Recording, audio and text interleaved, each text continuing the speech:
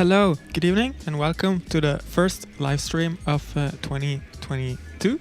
I just started. I know by experience it's going to take a few minutes before everybody's streams connects. I will just take the opportunity to say that if you're watching this as a recording, it's not live. There's not a live blinking icon on the screen. You can jump ahead to the different parts. There's a list of chapters below where you can skip directly to the different making of. I go through the video from the audio perspective and the music perspective, and then there's a hangout at the end.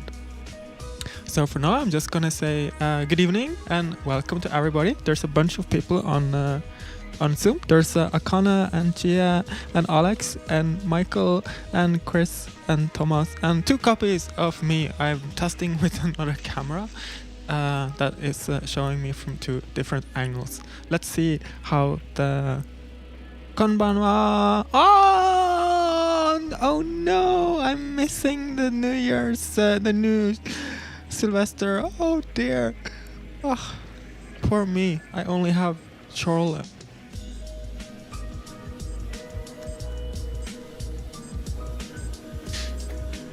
So, welcome to the release party and toast for the new track out today. If you want to participate on Zoom, like lots of people are doing already, I'm going to post a link to Zoom participation. If you then click this link with your Zoom,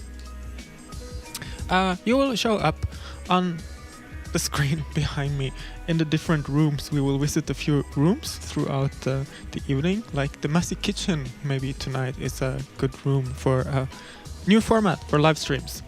So what's gonna happen tonight? It's a new episode format. I'm gonna test this for a few episodes now this spring, but this a little bit bigger. It's I will talk about that in a second. Then we will have a party. We're already partying. I'm in the kitchen. I always end up in the kitchen and party, so I'm already where I'm supposed to be. There will be a making of report. I will show you the video, and I will show you how the video was made and how the song was made. Then there's some, I will talk some about this year, what's gonna happen this year, and we will hang out and just chat about what's going on and what will happen later. So for now, release party. Woohoo! Let's party with the gloomy people in the music video. Woohoo!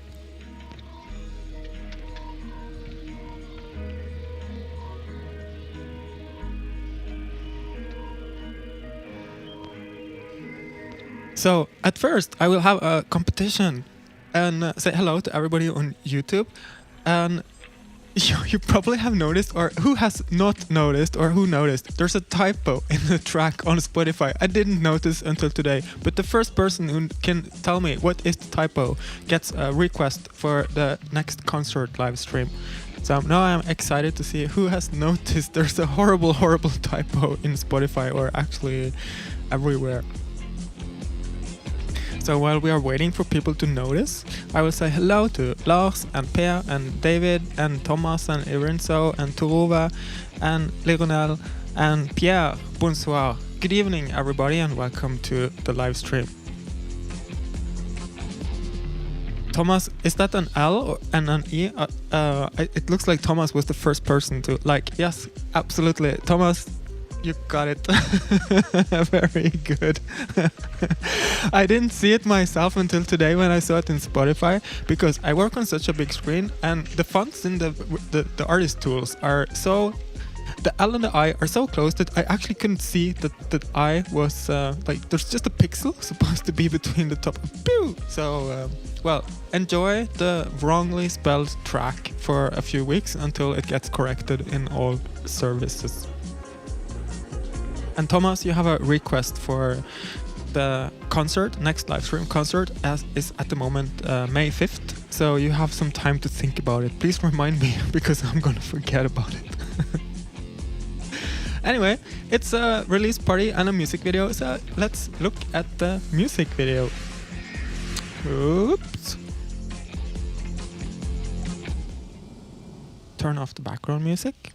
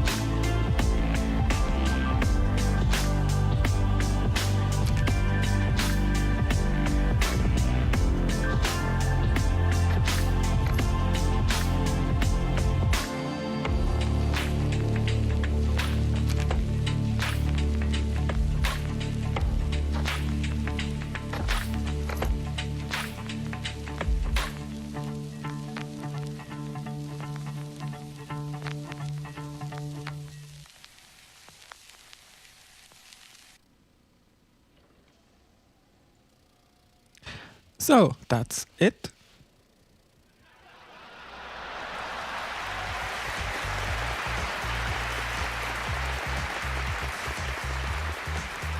That's the music video of today's release, and that's the first release of 2022, and now we are on our way towards the album. Thanks for patience watching that. I noticed it's stuttering a bit because I think live streaming and parallax scrolling is not made for each other. There's too many pixels moving at the same time.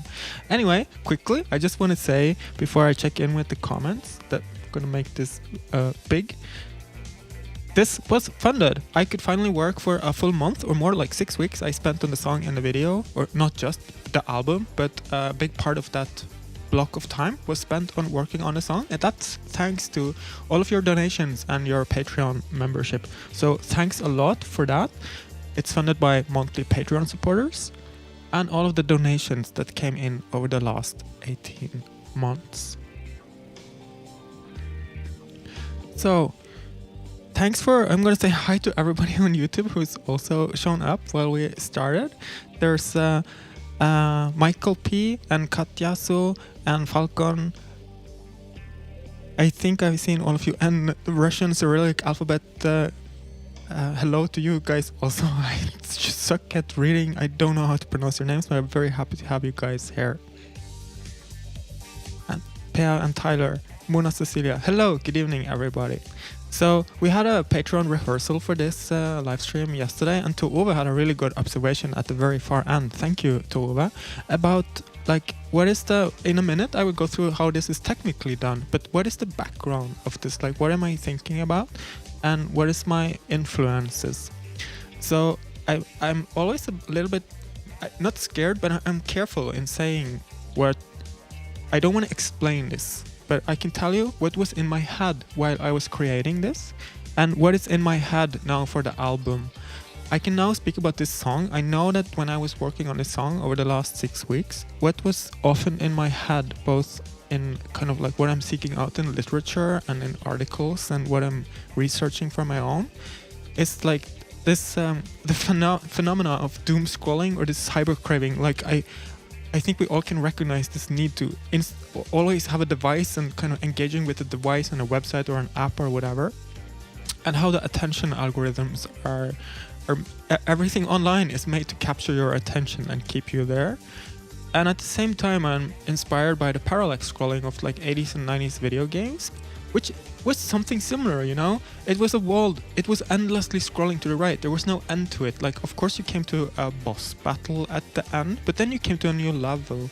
And theoretically, these worlds could always continue, either if it was left, right, or up, down. You could scroll forever, in contrast to the 3D games of the last 10, 20 years, which has a defined structure, like the level, the map is defined.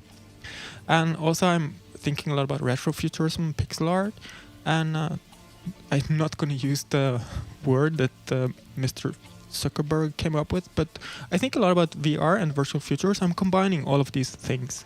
And some of the literature I was reading during the creation of this song was The Every by Dave Eggers, which I didn't particularly like.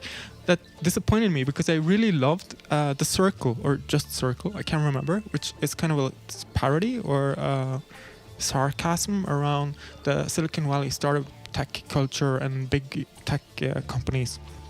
I think the Every goes too far. It's just parody. But still, it was in my head. It's kind of like, what if we take today's technology as far as possible? And the same does The High-Rise Diver by the German author Julia von Lucado, which deals with this from a much more subtle level of content moderator who's working with the steering an influencer, and the whole thing goes completely wrong in the future, in the far future, in a very dystopian city. Again, both of these take it to the extreme, and I think this video does not go to the extreme, but it kind of touches upon some of the same things, but from a very surreal viewpoint. And some of the theory behind this is Amusing Ourselves to Death and Present Shock by Douglas Rushkoff and Neil Postman. These books kind of like overlap each other in how they deal with how technology influences both us as individuals and public discourse about these problems. And also, lastly, like I'm always endlessly fascinated with Fernando Pessoa, his poems and his philosophies of being multiple me's. He was a Portuguese author who's created different personas and wrote poems from different personas, and always from this perspective of never finding like the core of yourself, which I'm struggling with myself at the moment. And I don't know if this is because of algorithms or internet or just a phase of myself, but kind of like, who am I? I feel like I'm multiple copies of me in multiple universes, just stretch out in all directions, and I can't kind of grasp what is the me in here. So that's the theory behind this song, or it's not the theory behind the song, that's the thoughts going through my head while I'm creating it. From this, I'm gonna move over to, that was theory behind, now I'm gonna move on to the practical things of how it's done.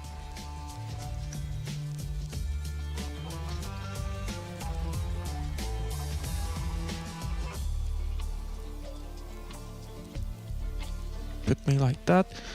I will, after I've gone through this making of segment, it's just going to take about 10-15 minutes, I will check in with all of your comments, and we will have the Hangout part answering all your questions and answers. So I will just go through this first, so you kind of have the theory before we get drunk.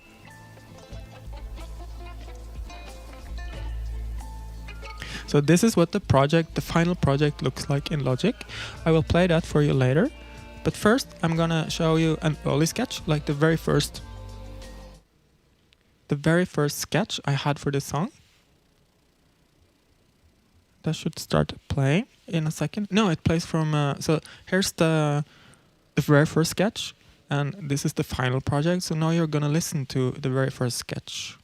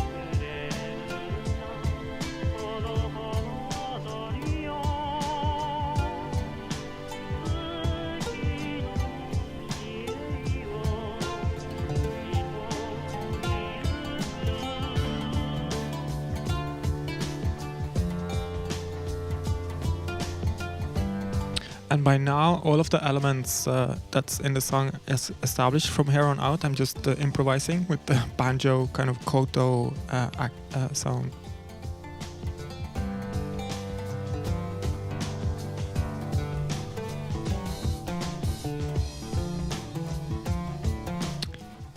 And the Japanese samples is from a very vintage vinyl record, and according to my Japanese experts, the translation is something, he sings something about petal and flowers, and this is the connection I had to kind of how like swiping on your phone and endlessly scrolling is kind of like picking petals of a flower. I made this connection just suddenly one day. I was struggling with where is this going, and then kind of something connected in my head.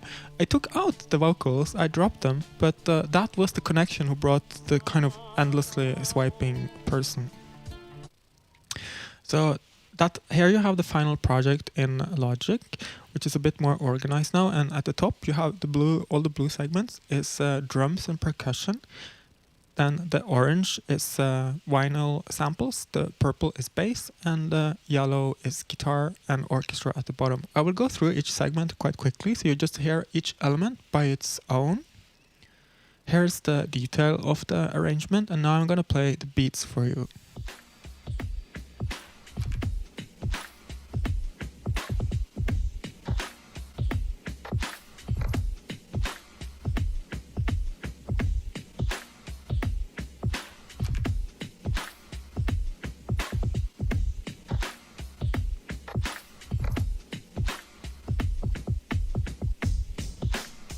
So it's multiple layers of drums and breaks in a kind of mix where I choose some drums, like I'm zooming in on some of them here. They are pushing down the breaks whenever they hit, but it's all audio samples arranged in the arrange. It's not drum machines or synthesizers. Then you have the vinyl samples.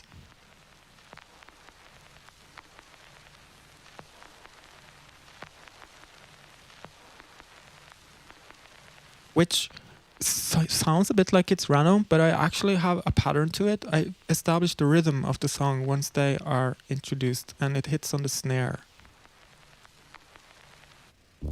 Then the bass, which is a super simple kind of gritty synthesizer preset from Vital, a software synthesizer.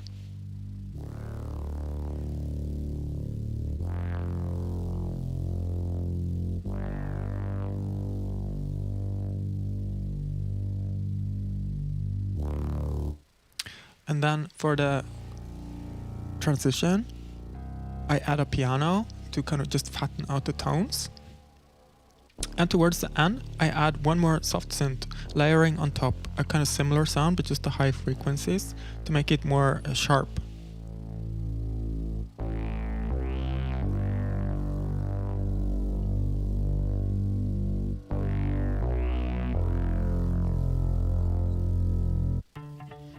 there's this guitar sound, and I spoke about this earlier, how I'm using drones as a feature, as a trick in my music to create tension and kind of stability. So this guitar sound and these loops are the same throughout the whole song. Nothing changes in them. They're just playing the same pattern. Dingy dingy ding, dingy dingy ding ding.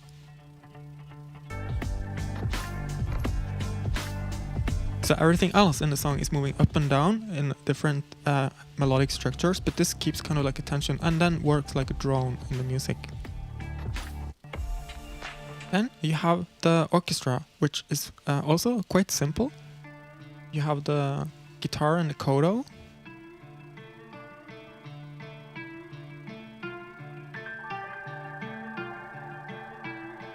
And a piano with a lot of reverb.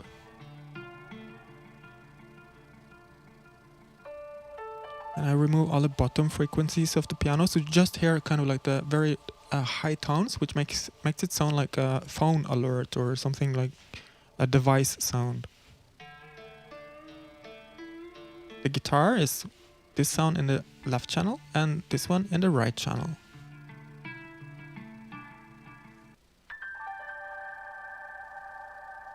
Piano is very hard compressed. I could hear it crackle in the compression, but that disappears in the mix.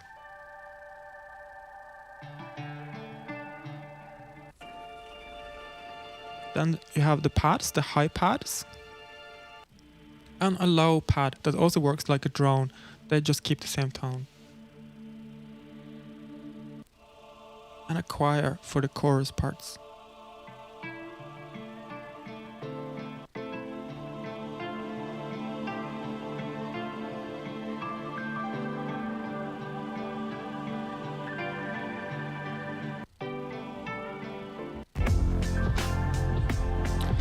And that's all. That's the complete mix.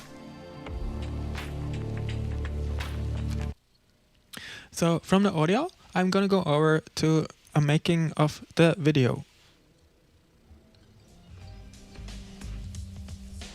Put some nice background music because we are at a party. Let's not forget that. Let's have a toast to ourselves.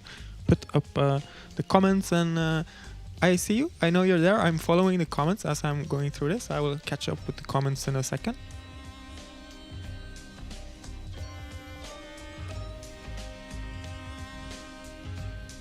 So first, like for the music, I'm going to show you an early sketch of the graphics for this one. Here is a early draft. It's a bit different graphics. I might reuse these for something else, but here you see kind of the first draft of moving a camera right. And the different characters. Here I first started with like a character who is playing the music.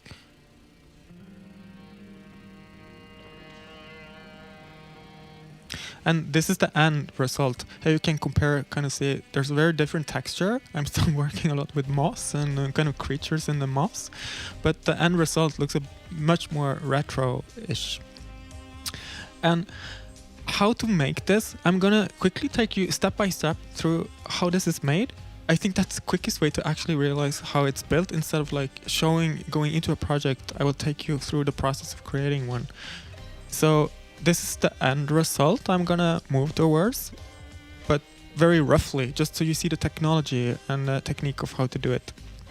So first I generate the level, kind of the whole background that we're scoring through, using artificial intelligence tools. I use Putty, VQ-GAN, and clip-based artificial intelligence tool that is a shared Google Colab notebook because I'm renting GPUs in the sky. I cannot afford these kind of GPUs on my own. So for this, let's take this image. This is a JC doll painting from the 18th or 19th century. And first I'm gonna put myself a bit smaller, like that, so we can see the details in the painting. The first thing I do is take away the houses. And I take away, you see there's a horse and a person in the front there. I take that also away. This is because I'm gonna move this picture into a very wide landscape, and then I'm gonna tell the AI to create something similar to this. And I don't want the AI to make houses, so I take out the houses. I also take out one of the trees in the foreground, this one, so it doesn't mirror it exactly. Then with this Google Colab tool. I'm gonna tell it to create paintings in the style of Thomas Cole. So I have a JC doll painting, but in the style of Thomas Cole. So I give in the parameters to the Colab workbook. Here I'm zooming in and I tell the AI, please create for me mossy pine trees in a misty river landscape with mountains in the distance on a gloomy foggy day. Make it like a landscape painting and in the style of Thomas Cole. And then you have lots of settings for how to manipulate and adjust this and like how big is the picture and so on and so on. Then the AI gets to work and it takes about between 5 and 15 minutes to generate one image. And for this project, I let it run for 15-20 minutes or so, and then I stopped it after a while. Here's the first image it generates, and the next one, next one, next one, next one, and you can see it slowly starts to turn a painting from JC Doll to Cole with a different dramaturgy in the colors and the shapes of things. So here I just stop it after 20 minutes because I didn't have time to let it run. But I think I'm going back here to the last render. I think if I would let this run, it would. I told it to make it more foggy, and I think it would slowly turn the river into a fog. I'm not so sure, but that is a lot of the work is kind of just endless back and forth testing, making the AI create more what I would like it to. So here you have the initial image at the top and the result at the bottom. Here's the result, and then I color grade it. What I do is, you see here's the original, and here's the new one. I take out all of the yellows and the reds, because that will make it more dramatic in the end. Then I extract layers and I fill the background to make fake depth. So first I cut out what I think should be the first foreground of this image. I fill that with AI tools, so kind of just create what is missing. Then I cut out that part, which is now like an AI generated fake depth layer. And here's the background where I have taken out all of the foregrounds. So we only have the background mountains. Here you see I'm putting them back, and now I have these as different layers in Photoshop, and you can move them back and forth and kind of start building a landscape. Then I export these and I make them very lo-fi. So here I reduce it to 8 colors and a very low resolution with a dithering algorithm, so it looks very lo-fi, like an old video game. And I do this with all 3 layers. Then I assemble these levels in motion. Here you have the first background layer, then I add the foreground layer and the foremost layer. Here you see them from the side with the camera in the corner looking onto them, and then I drag them out in depth. It's gonna make more sense when you see it like this.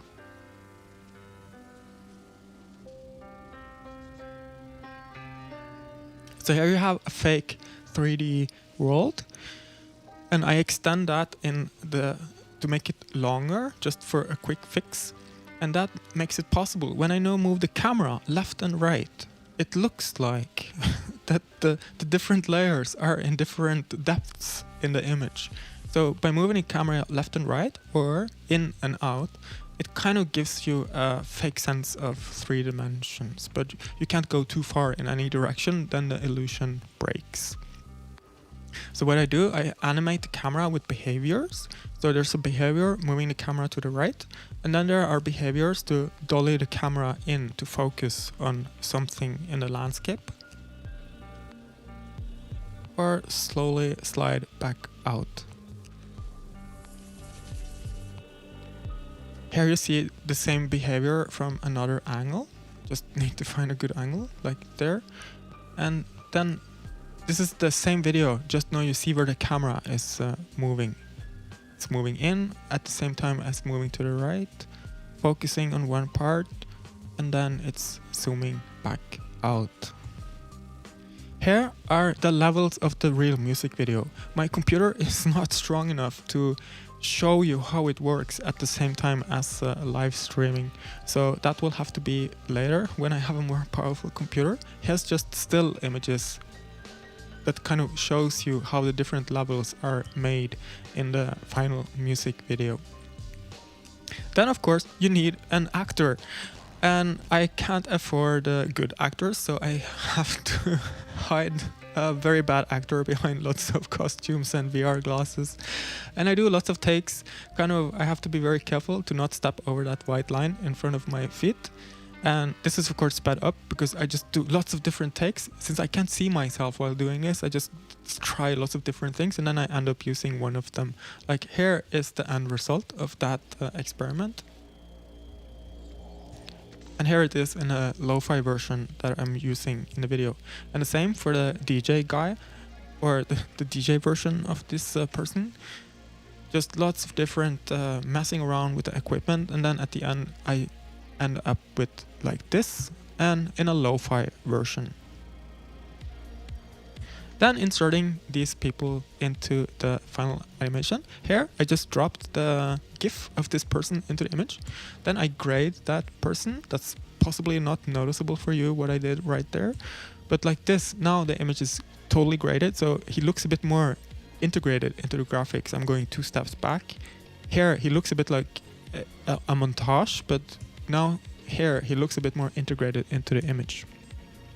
And then he's just standing there and scrolling left and right. Once you zoom into it, it kind of looks like he's really there.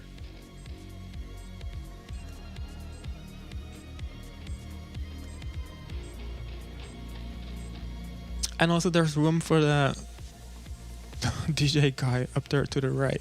So I start with this image, like just as a demonstration of something I just want to use the atmosphere of this image, the landscape of it, and here's the result.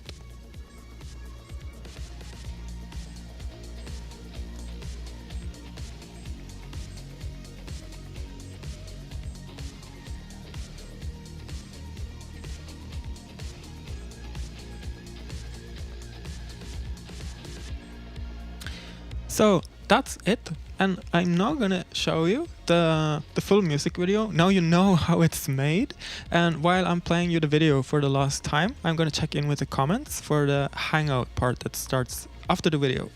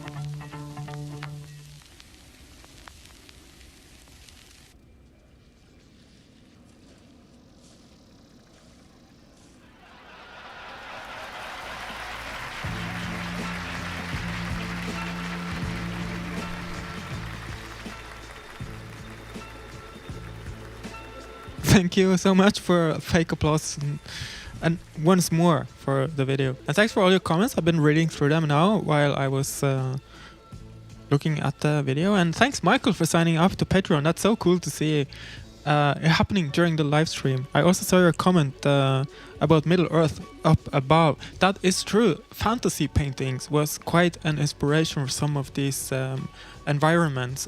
I tried to make it like an 80s video game, but also using this kind of 80s vibe in the paintings and the landscape, you know, the hanging rocks and the kind of rainbow skies and everything's like a bit over the top, but I really love it. You know, I grew up with that shit. I really like it. I have to make it like that.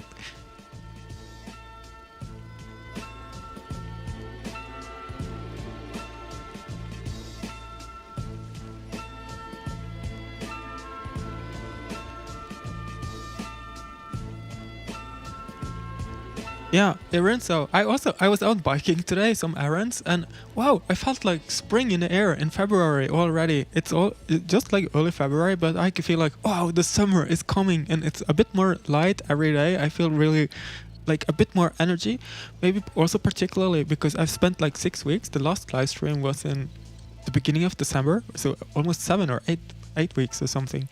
Alone in the studio in the dark during the darkest months, and like, oh, so I'm not so sure about this making of. So I enjoy doing it, but I also missed the concert part. So let's see. I'm gonna try 1 or 2 more live streams with this kind of focusing on one song, and then I'll do a full concert at the album release party, because I also miss doing the kind of quick production of fast ideas.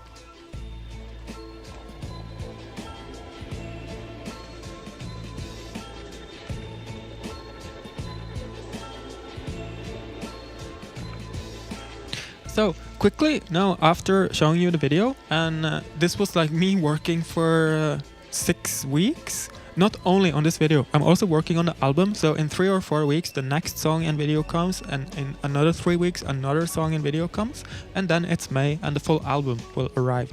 And that is what I'm working on right now, concentrated. So how to support me during this process?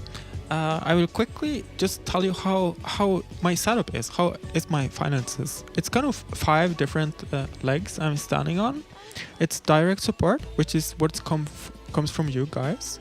Then there's digital royalties, what I get from Spotify and iTunes or Apple Music and YouTube and all of that. Then there are commissions. I write music for theater plays or video games or concerts.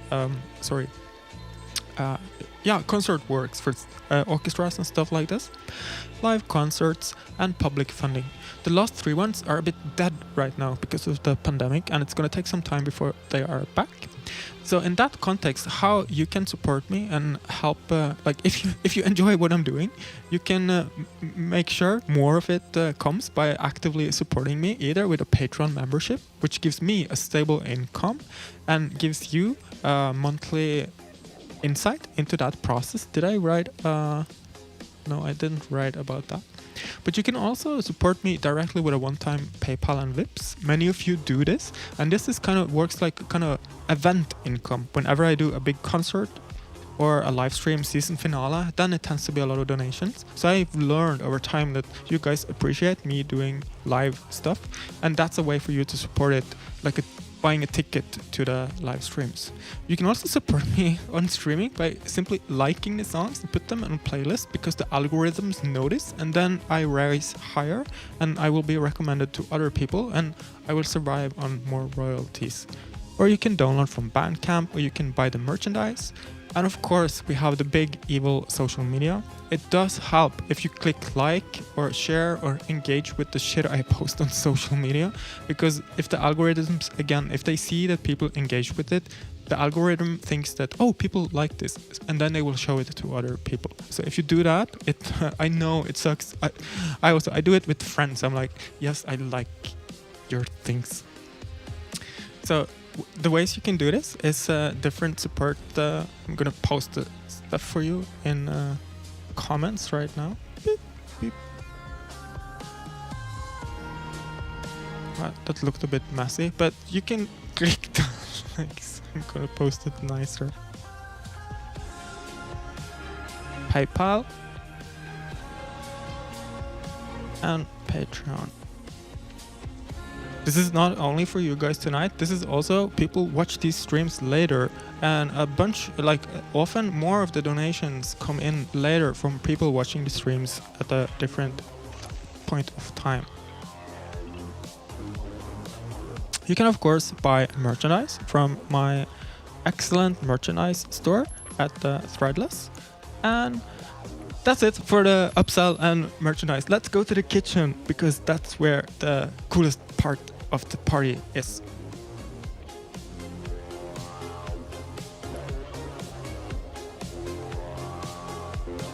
Who provided the music for this party? It's some kind of guy screaming into a talk box in the background here.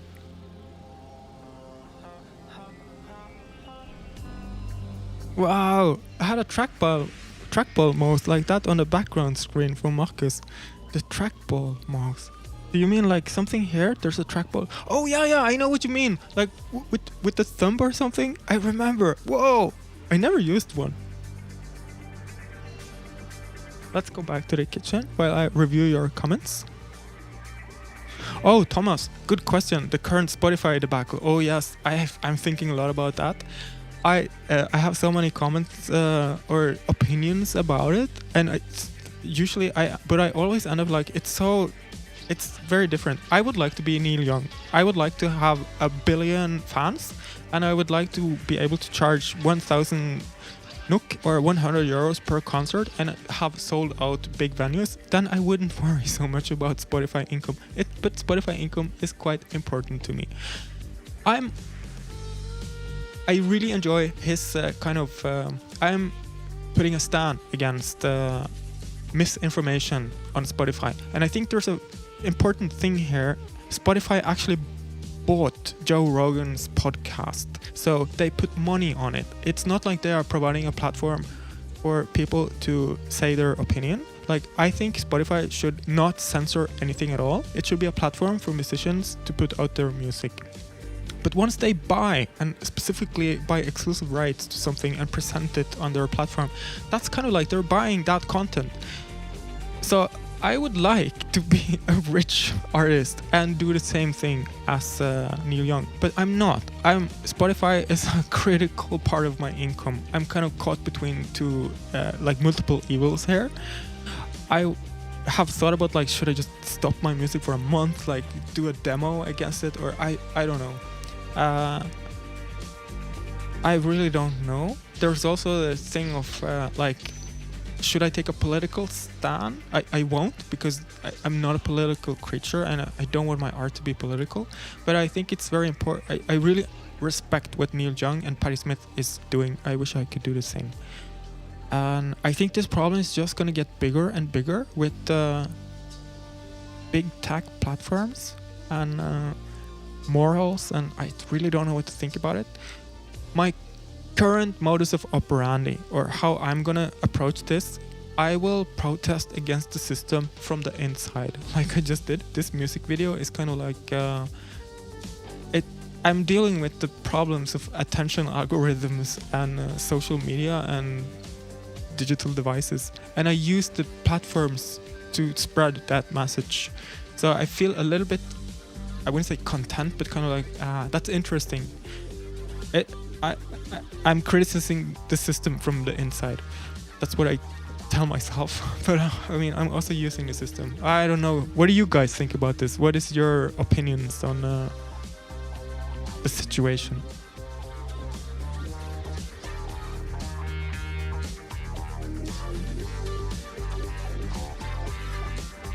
Yeah, Bandcamp is a good solution for this.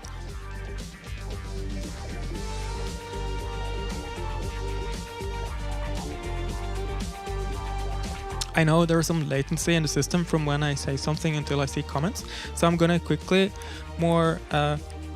just chat about a few small things while you post your comments on that, and then I'll review it. So for 2022, some plans that I'm just gonna drop on you. This is gonna happen. I will release a vinyl record. That's gonna take some time because of logistics, because of COVID. So I will start the process sometime now in February, and I expect the vinyl to be ready in the autumn for concerts. just so you know that's gonna happen. Then there will be the album in May and touring in autumn. More exciting, I have finally ordered a new computer. Goodbye, crashing computer.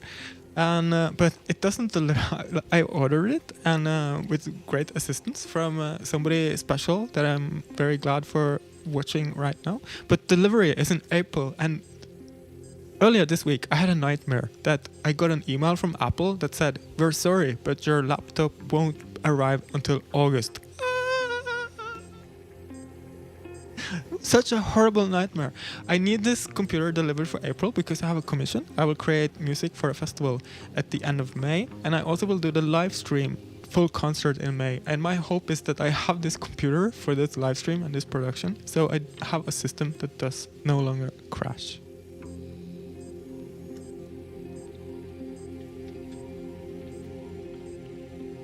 Ah, cool, nice. See some of your comments here.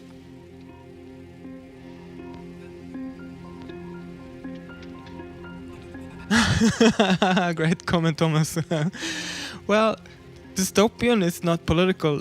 It's like a very, very bad fairy tale. And okay, that's the same as politics. So maybe you're right. Yeah, you're right.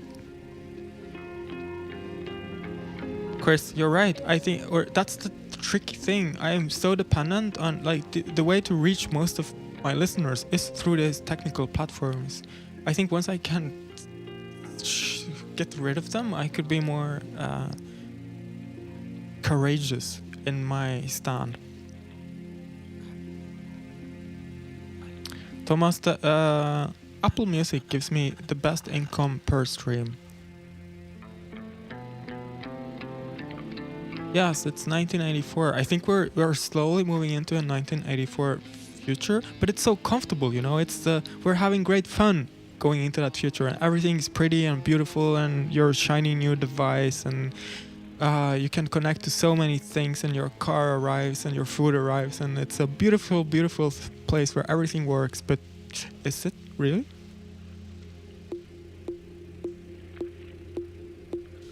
Stuart, I would love to have you. I'm talking on a recording in the background here. Tesla fun. Yes, there are delays with vinyl. I think partly there's not enough of the raw material for vinyl records, so everything is delayed. And because of COVID, everything is happening slower, both with like production of vinyl and shipping of vinyl. Wow, there's a lot of spam tonight. I'm clicking to remove it, but they are getting so, like, talking about dystopia. Like, here's my work. I'm talking to you guys, having a party. At the same time, I am banning users from the channel who is posting links to spam on my live stream. Alright, the final thing I'm gonna mention to you, because we're almost on overtime. My goal was 45 minutes, but we're already 5 minutes over. Just the final thing I'm gonna mention. I'm in a book. I'm in this book here. Electronic art in Norway. Let's go to the pilot deck. There you can see it.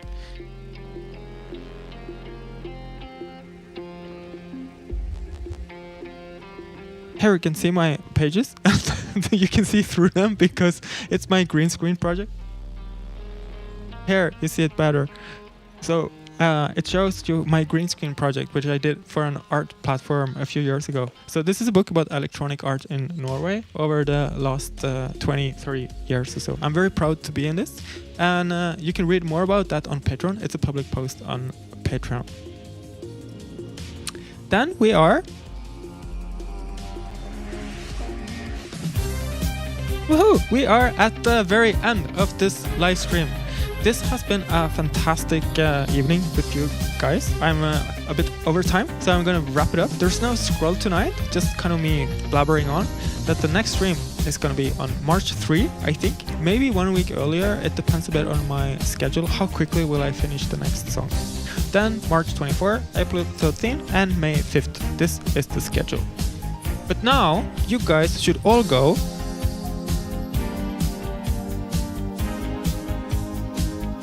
and watch the music video.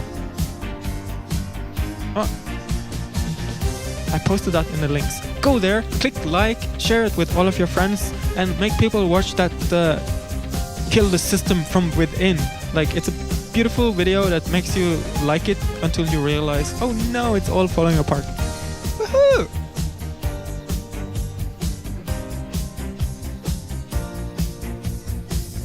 Thanks a lot for watching tonight. We're gonna have a discussion later this year if this kind of making off and focus on one track works out. But I'm very happy to have you guys. It's been a lovely conversation. Now I go back in the studio and focus on the next song.